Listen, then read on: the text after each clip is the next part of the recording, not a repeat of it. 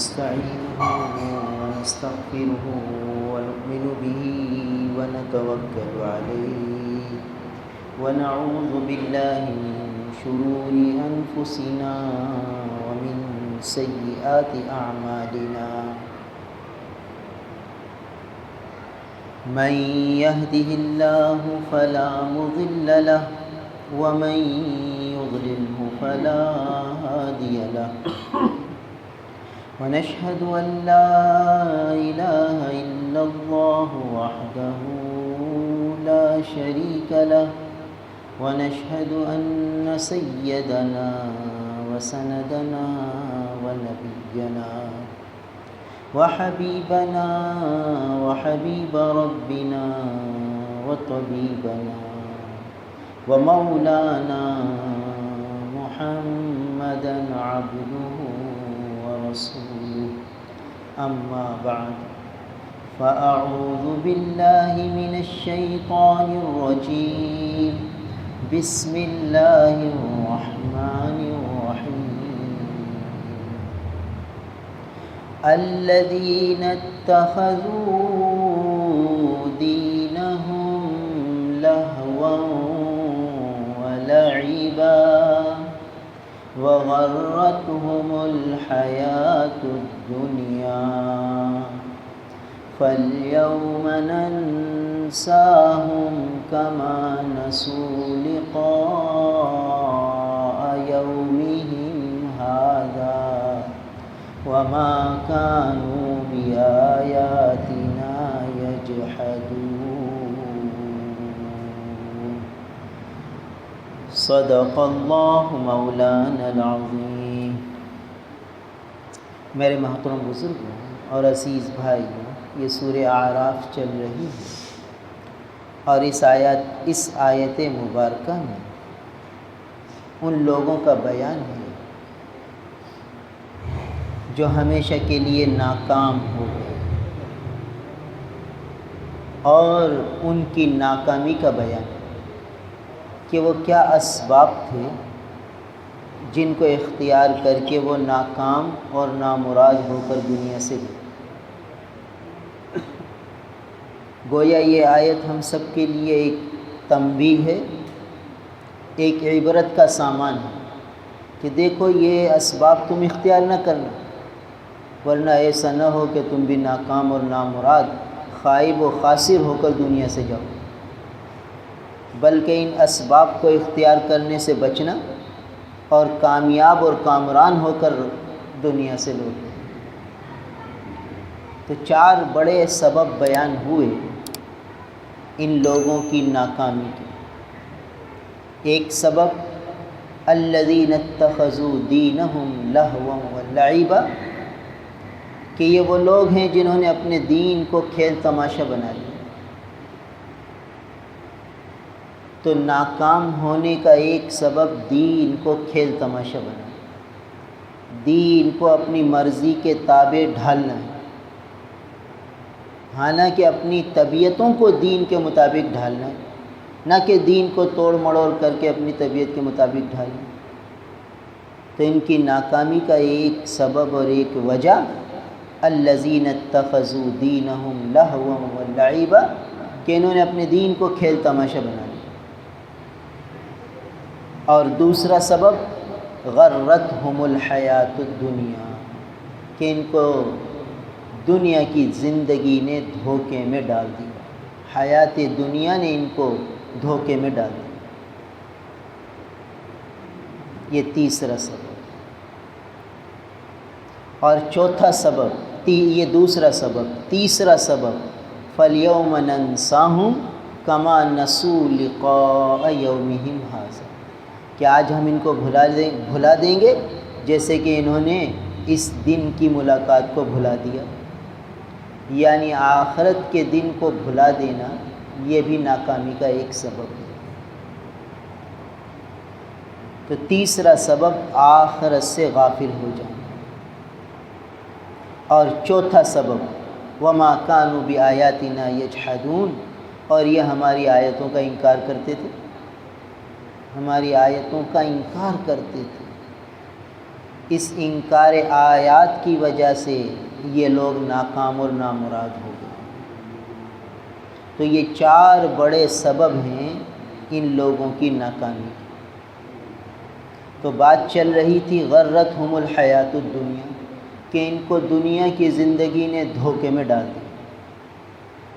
دھوکہ کس کو کہتے ہیں؟ عربی میں اسے غرور کہتے ہیں۔ دھوکہ کہتے ہیں کہ ایک شخص نے ایک چیز ہمیں دکھائی اور ہم نے کہا یہ دے دو تو دوسری چیز دے دی۔ اچھا مال دکھا کے گھٹیا مال دے دیا، دکھایا بڑھیا مال اور دے دیا گھٹیا مال، تو ہم کہتے ہیں بھائی تم نے دھوکہ کیا۔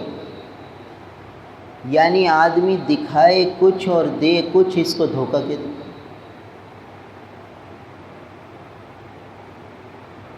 اسی سے مغرور ہے جو دھوکے میں آ جاتا ہے۔ کہتے ہیں فلاں شخص بڑا مغرور ہے۔ کیوں اسے مغرور کہتے ہیں؟ کہتے ہیں دیکھو کل تک مال نہیں تھا تو کیسا تھا، آج اس کے پاس مال آ گیا تو یہ مغرور ہو گیا، ہمیں اہمیت بھی نہیں دیتا، رشتہ داروں کو اہمیت نہیں دیتا، دوستوں کو اہمیت نہیں دیتا، اپنے کو بڑا سمجھتا ہے، مغرور ہو گیا ہے، یعنی دھوکے میں پڑ گیا۔ یہ اس مال کی عارضی چمک کو دائمی سمجھ گیا، یہ عارضی اور فانی عہدوں کو ہمیشہ کا عہدہ سمجھ گیا، یہ عارضی عزت کو ہمیشہ کی عزت سمجھ گیا، اس لیے دھوکے میں آ گیا۔ اسی لیے مغرور کہتے ہیں اس کو کہ دھوکے میں پڑا ہوا ہے۔ تو دنیا کی زندگی نے ان کو دھوکے میں ڈال دیا۔ کیا مطلب؟ کہ دنیا کی عارضی اور فانی عزت کو یہ دائمی عزت سمجھ گیا۔ کتنا بڑا دھوکہ آ گیا اس کو، اور یہ سمجھ گیا کہ یہیں کی عزت سب کچھ ہے، یہاں کی عزت حاصل کرو۔ یہ ہے دھوکہ، اور اس عزت کے حصول میں وہ نہ معلوم کیا کچھ کرتا۔ یہاں کی صحت کو سب کچھ سمجھ لیتا ہے کہ ابھی میں صحت مند ہوں، سب کچھ کر سکتا ہوں، گویا اپنی صحت سے دھوکہ کھا جاتا ہے، اور سب کچھ سمجھ لیتا ہے کہ اس وقت جوانی ہے، اس وقت قوت ہے، یہ کر لوں وہ کر لوں۔ اس کو یہ احساس نہیں کہ اچانک صحت چھن جائے گی تو کیا کروں، تو عارضی ہے، یہ تو فانی ہے، یہ تو ختم ہونے والی ہے، تو اپنی صحت کے دھوکے میں پڑ جاتا ہے۔ مال آ گیا تو سمجھتا ہے کہ مال ہمیشہ رہے گا، مال کے دھوکے میں آ جاتا ہے، اور مال کو سب کچھ سمجھ لیتا ہے، کہتے ہیں مال کے ذریعے جو چاہے گا حاصل کر لیں۔ تو عزت کی وجہ سے دھوکے میں آ جاتا ہے، مال کی وجہ سے دھوکے میں آ جاتا ہے، صحت کی وجہ سے دھوکے میں آ جاتا ہے۔ اور دیکھو یہ جو دنیا ہے اس کی ہر چیز کو فنا ہے۔ اب ہر آدمی یہ چاہتا ہے کہ مجھے صحت مل جائے اور میں کبھی بیمار نہ پڑوں۔ دنیا کا ہر آدمی، چاہے مسلمان ہو چاہے غیر مسلم ہو، چاہے چھوٹا ہو چاہے بڑا ہو، چاہے امیر ہو چاہے غریب ہو، اس کی یہ بنیادی خواہش ہے کہ میں بیمار نہ ہوں، بس ہمیشہ مجھے صحت ملے، اور اس کے لیے تدابیر اختیار کرتے ہیں۔ اب جو مسلمان ہے اس کو تو یہ دھوکہ لگنا نہیں چاہیے کہ دنیا کی صحت ہی اصل صحت ہے، اسے تو یہ سمجھنا چاہیے کہ اس صحت کے پیچھے بیماری چھپی ہوئی ہے، اس لیے کہ یہ دنیا کی زندگی ہے۔ اب اگر وہ صحت ہی کو سب کچھ سمجھتا ہے اور صحت کے حصول میں ایسا لگتا ہے کہ بس ہر وقت یہ دوا کھا لوں تو یہ قوت مل جائے، یہ دوا کھا لوں تو یہ قوت مل جائے، اسی میں لگا ہوا ہے، تو معلوم ہوا کہ دھوکے میں پڑا ہوا ہے۔ یہاں کی صحت بھی عارضی، یہاں کی بیماری بھی عارضی۔ اب بیماری آ گئی تو بڑا مایوس ہو گیا، بڑا پریشان ہو گیا کہ اب کیا ہوگا، اب کیسے زندگی گزرے گی۔ حالانکہ یہ بھی دھوکہ ہے، یہ بھی دھوکے میں پڑ گیا۔ جیسے صحت کی وجہ سے دھوکے میں پڑا اور صحت کو سب کچھ سمجھ کے اکڑنے لگا، ایسے بیماری کی وجہ سے مایوس ہونے لگا، پریشان ہونے لگا، اور اس بیماری کو اپنے اوپر مسلط کر لیا کہ اب کیا ہوگا، اب کیسے ہوگا، اب کیا کروں گا۔ حالانکہ یہ بیماری بھی عارضی تھی، فانی تھی، ختم ہونے والی تھی، مگر یہ بیماری ہی کو سب کچھ سمجھ گیا اور دھوکے میں پڑ گیا۔ تو یہاں غربت ہے تو مایوس ہو گیا کہ میرے پاس کچھ بھی نہیں، اور اس کو سب کچھ مل گیا اور مجھے کچھ بھی نہیں ملا، اور میں پیسے میں ویسے، یہاں کی غربت میں دھوکے میں پڑ گیا۔ تو یہ بھی دھوکے میں پڑا ہوا، یہ بھی مغرور ہے۔ جیسے مال کی وجہ سے مغرور ہے، یہ مال نہ ہونے کے باوجود مغرور ہے، یہ بھی دھوکے میں پڑا ہوا ہے۔ یہ یوں سمجھتا ہے کہ میری غربت ہمیشہ کی غربت ہے اور میرے کو کچھ ملا ہی نہیں، اور میں نے جس چیز میں ہاتھ ڈالتا ہوں بس ناکام ہوتا ہوں، میرے لیے بس مایوسیاں ہی مایوسیاں، ناکامیاں ہی ناکامیاں، غربت ہی غربت، افلاس ہی افلاس۔ تو یہ گویا اس میں دھوکے میں پڑ گئی، حالانکہ یہ غربت بھی عارضی تھی، اسے دھوکے میں پڑنا ہی نہیں چاہیے تھا۔ اسے تو غربت میں رہ کر جو احکامات تھے وہ پورے کرنے تھے، اور غربت کو عارضی سمجھنا تھا، فانی سمجھنا تھا، اور مالدار کو مالداری میں رہتے ہوئے احکام شریعت کو پورا کرنا تھا، اور اس کو یہ ہر وقت سمجھنا چاہ کہ یہ عارضی ہے، یہ فانی ہے، کبھی بھی ختم ہو جائے گی۔ تو جو اللہ کے نیک بندے اس دھوکے سے بچتے ہیں تو پھر وہ ان چیزوں میں دل نہیں لگاتے۔ صحت مل گئی تو بھی اللہ کا شکر، اور کوئی پریشانی نہیں، کوئی اس کی وجہ سے اکڑ نہیں، کوئی بہت زیادہ اپنے آپ کو بڑاپن ظاہر نہیں کرتا، اور بیماری آ گئی تو اس سے بھی مایوس نہیں ہوتے، سمجھتے ہیں یہ بھی اللہ کی طرف سے ہے، اور اس پر جو ملے گا وہ اللہ تعالیٰ بہت زیادہ دے۔ ایک صحابی بیمار ہو گئے، اور بہت زیادہ بیمار ہو گئے اور بستر میں پڑ گئے، تو پھر اللہ تعالیٰ نے صحت دے دی۔ کسی نے پوچھا کہ تمہاری زندگی کے پر لطف اور پر کیف زمانہ کون سا گزرا؟ کہا وہ جو میں بیماری میں بیڈ ریسٹ کر رہا تھا وہ زندگی کا پر کیف زمانہ تھا۔ کہا ارے حضرت اس میں تو آپ بڑی تکلیف میں تھے، آپ بڑی اذیت میں تھے۔ فرمانے لگے اس اذیت میں بھی ایک کیف تھا، ایک سرور تھا، اس لیے کہ صبح شام فرشتے آتے تھے، سلام کرتے تھے اور پوچھتے تھے تمہاری طبیعت کیسی ہے۔ بس وہ جو فرشتوں کی آمد ہوتی تھی اور ان کی تیمارداری ہوتی تھی اور ان کی مزاج پرسی ہوتی تھی، وہ ایسا کیف و سرور دلاتی تھی کہ میں ساری تکلیف بھول جاتا تھی۔ اور وہ بیماری کا زمانہ جو ہے وہ میرا پرکیف زمانہ تھا۔ صحت کا زمانہ پرکیف نہیں ہے، بیماری کا زمانہ پرکیف ہے۔ کیوں؟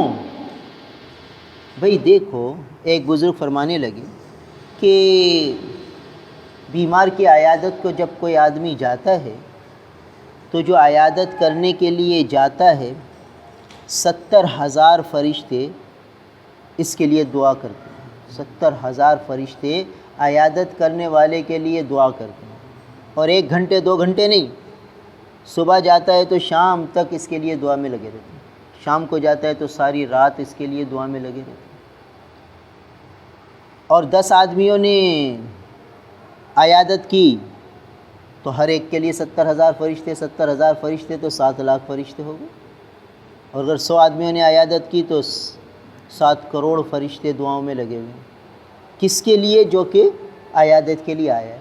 تو جو خود بیمار ہے اس کے لیے کتنے فرشتے دعا کرتے ہیں؟ جو بیمار ہے اس کے لیے کتنے فرشتے مزاج پرسی کے لیے ہوں گے؟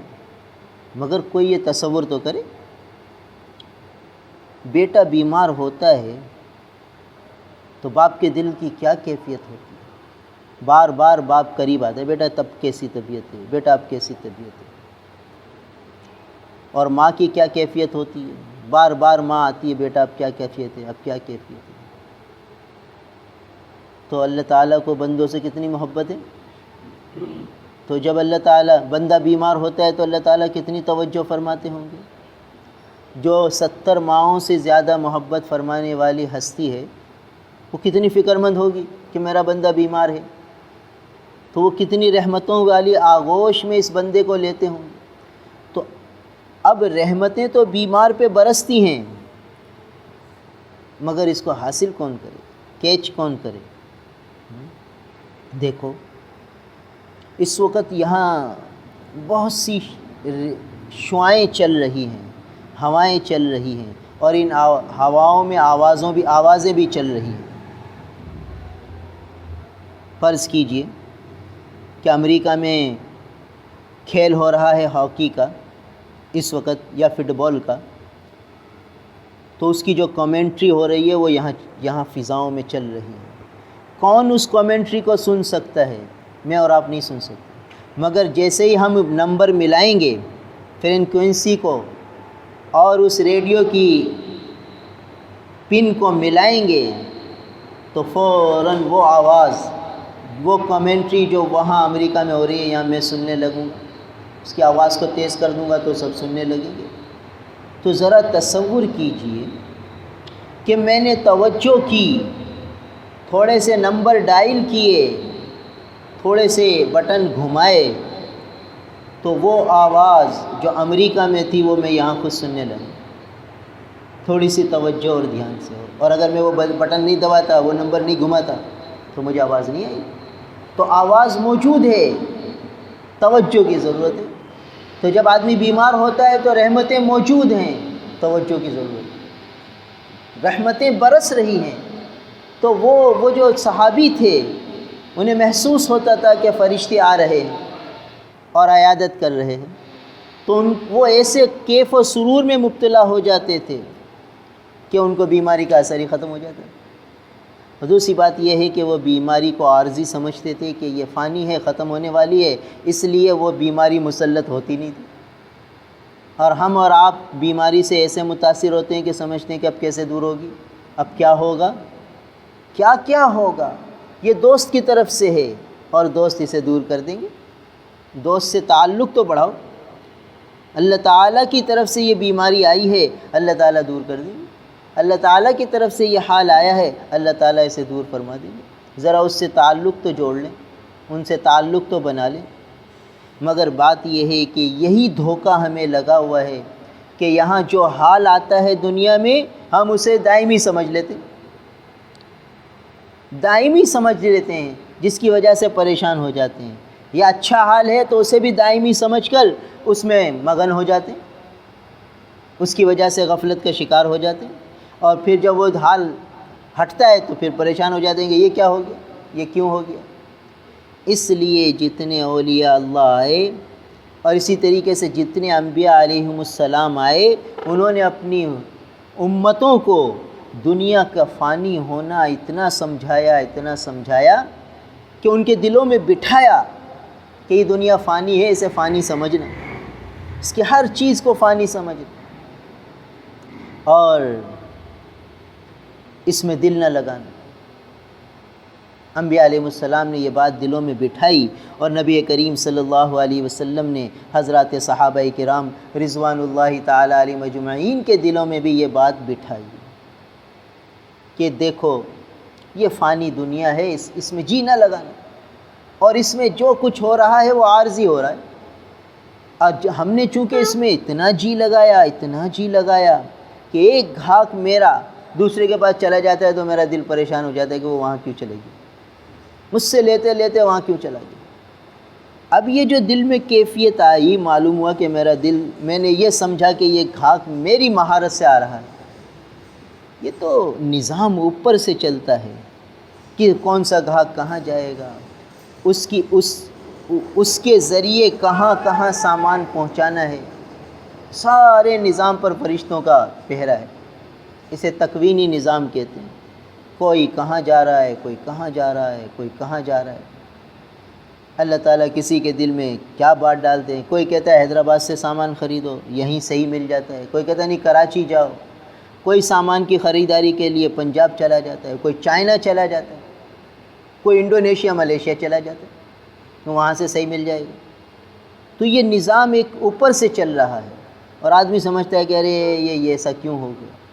تو اس دھوکے سے نکالنے کے لیے انبیاء علیہ السلام نے محنت فرمائی کہ دیکھو یہاں کی چیزوں میں دل نہ لگا، یہاں ایسے رہنا جیسے کشتی پانی میں، کہ پانی کے اوپر تو رہتی ہے مگر پانی کشتی کے اندر آ گیا تو یہ ڈوب جائے گی۔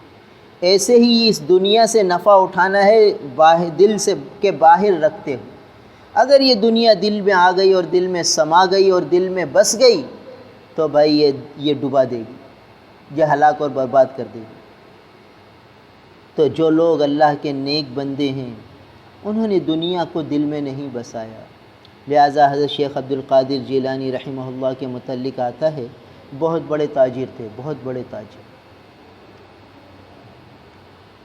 جیسے اللہ والے بہت بڑے تھے، ولایت میں اونچا مقام تھا، ایسے تجارت میں بھی اللہ نے اونچا مقام دیا ہوا۔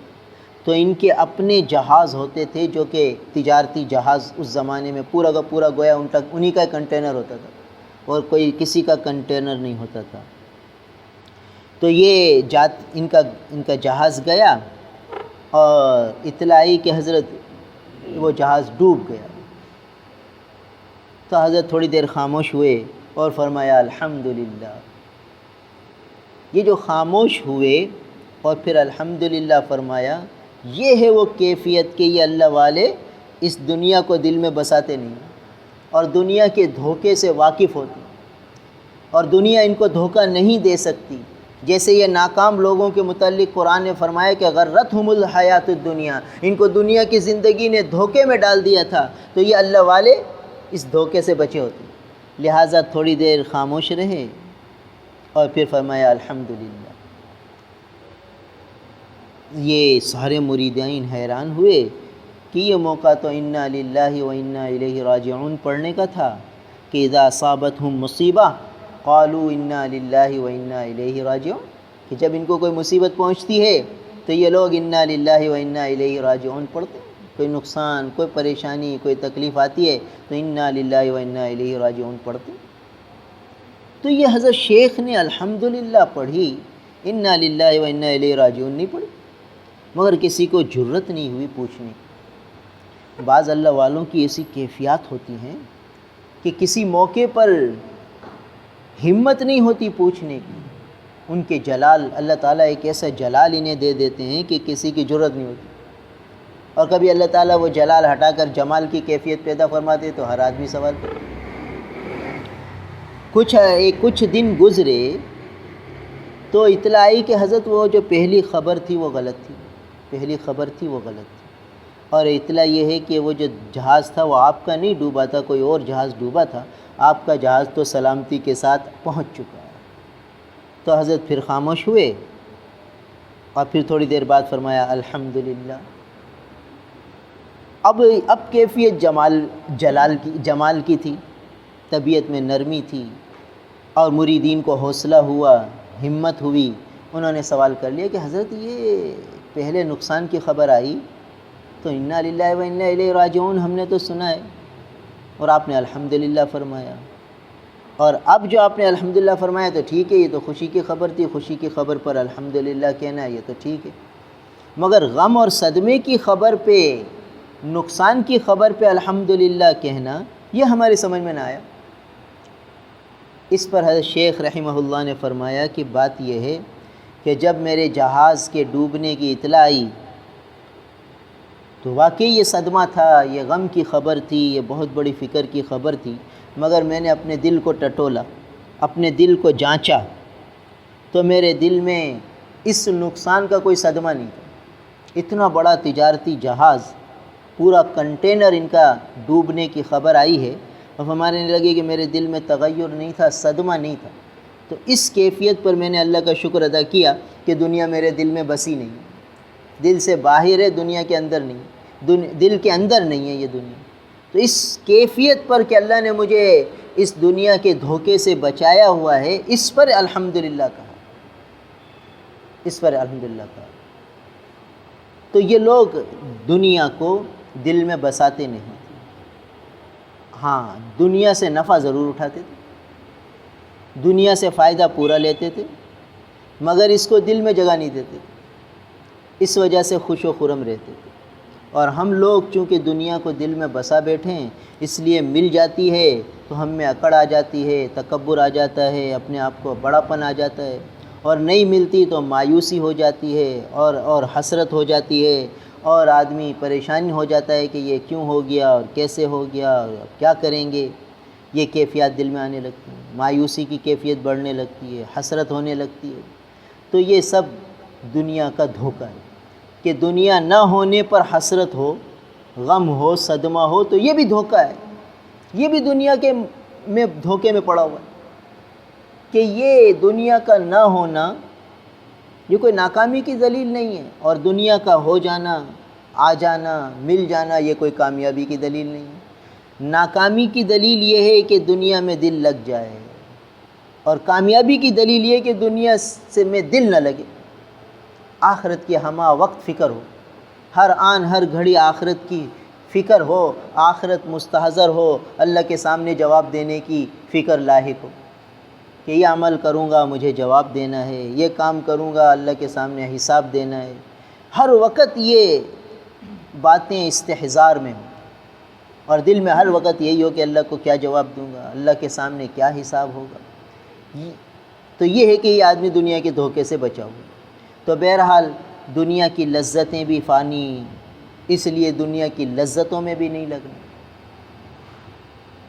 جو نعمت مل جائے اس پہ شکر، اور جو نعمت نہ ملی اس کے حصول میں پریشان نہیں ہونا، اس نعمت کے لیے دعا تو کرنی ہے۔ اسی لیے رسول اللہ صلی اللہ علیہ وسلم نے دعا سکھائی، اللہم انی اعوذ بک من زوال نعمتک، اے اللہ آپ کی نعمتوں کے زوال سے پناہ چاہتا ہوں، کیونکہ دنیا میں رہتے ہوئے دنیا کی جو نعمتیں ہیں وہ آدمی کی ضرورت ہیں ایک قسم کی، اور آدمی نے ان چیزوں کو اپنی ضرورتوں میں شامل کر رکھا ہے۔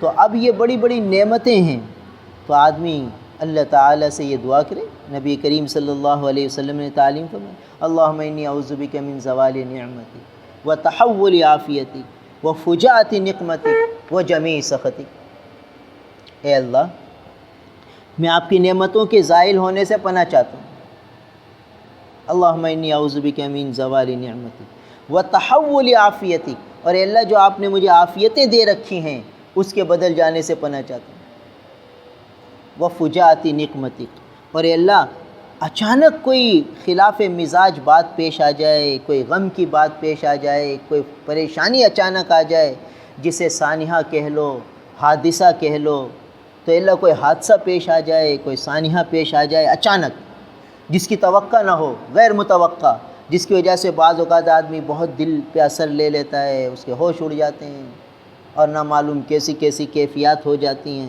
اے اللہ اس کیفیت سے بچا لیجیے، ایسے امتحان سے، ایسی آزمائش سے، فجاءۃ نقمتک سے پناہ چاہتا ہوں، وہ جمیع سخطک، اے اللہ آپ کی ساری ناراضگیوں سے پناہ چاہتا ہوں۔ یہ اللہ تعالیٰ کے حبیب کا اللہ سے عشق ہے کہ اس دنیا میں ان کو ناراض نہیں کرنا۔